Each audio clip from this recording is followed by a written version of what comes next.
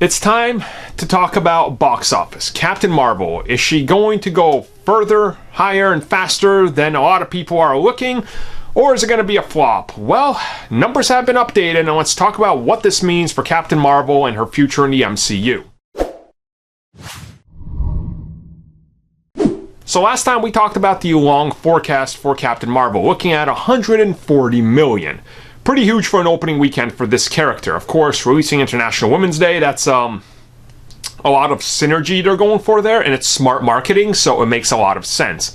At the same time, you can never be sure with any of these. You know, tons of movies have been projected to make over 100 million, and they fall very short of that. You know, just to name a few, the original Avengers was projected for 105 million, 205.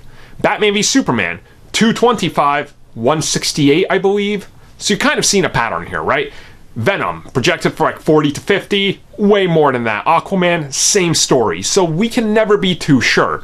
Captain Marvel is an unknown quantity to a lot of people. Depending on where you look online, the character is wanted by no one.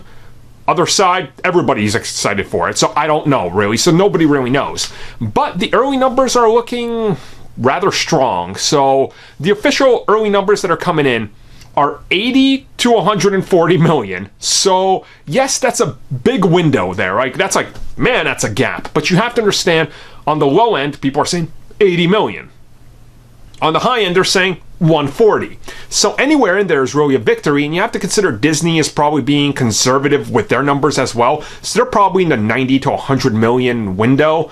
But at the same time, we just don't know yet. And regardless of how it's going to open, if it does anything above 50 to 60 million, again, it's a new character. It's like Venom.